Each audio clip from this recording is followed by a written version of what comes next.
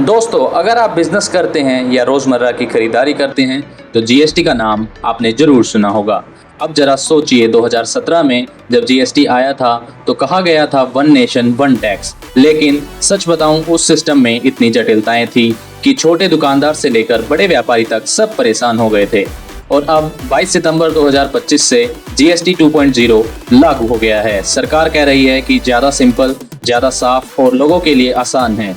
तो आज की इस वीडियो में हम बिल्कुल आसान भाषा में समझेंगे आखिर जीएसटी 2.0 में क्या बदला है, नए स्लैब्स क्या हैं, किस पर कितना असर पड़ेगा और क्या इसमें आम आदमी की जेब थोड़ी हल्की होगी या राहत मिलेगी।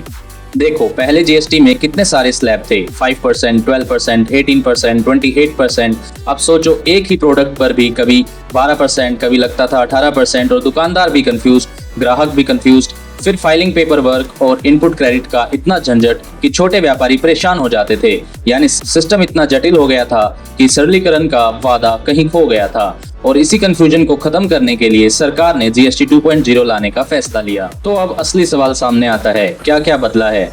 कम स्लैब, ज्यादा सिंप्लिसिटी। अब सिर्फ 3 स्लैब्स हैं, 8%, 15% और 25%। यानी अब कौन सी चीज किस स्लैब में आएगी, ये कंफ्यूजन खत्म हो गया है। डिजिटल फर्स्ट सिस्टम, हर बिजनेस को अब ई इनवॉइसिंग और रियल टाइम रिपोर्टिंग करनी होगी।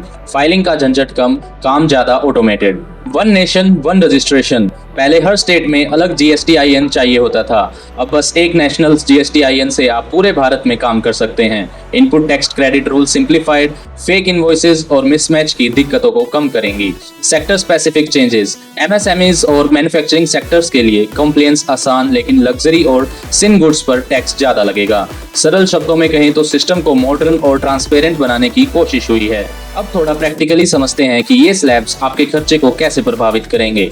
0% यानी एग्जेम्प्ट, फ्रूट्स, सब्जियां, basics, medicine, education services.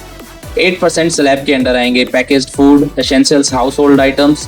15% slab के अंडर आएंगे electronics, mobile, services, daily use products. और 25% स्लैब्स के अंडर आएंगे luxury cars, premium gadgets, edited drinks, tobacco.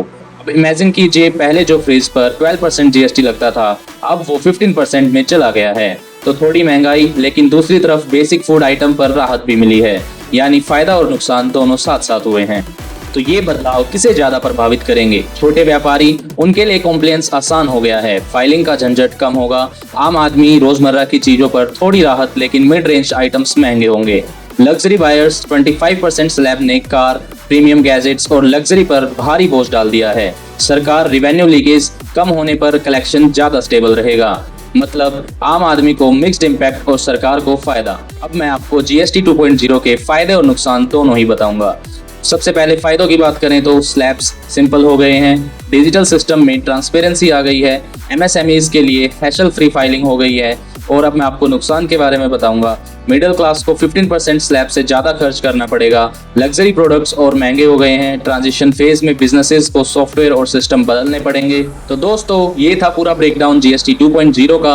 कागज पर तो ये सिस्टम ज्यादा सिंपल और मॉडर्न दिख रहा है, लेकिन ग्राउंड रियलिटी ये होगी कि ट्रांजिशन फेज में थोड़ी तकलीफ होगी, सॉफ्टवेयर बदलने पड़ेंगे, अकाउंटिंग नहीं करनी पड़ेगी। आम आदमी को जहां खाने पीने की चीजों में राहत मिलेगी, वहीं इलेक्ट्रॉनिक्स और सर्विसेज थोड़े महंगे हो जाएंगे।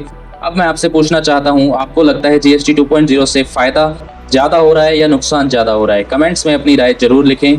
वीडियो पसंद आया हो तो लाइक और शेयर करना मत भूलिए। और ऐसे ही फाइनेंस और इकोनॉमी से जुड़ने के लिए, सिंपल और प्रैक्टिकल अपडेट्स के लिए चैनल को सब्सक्राइब जरूर कीजिए। मिलते हैं अगली वीडियो में। Stay aware, stay financially strong.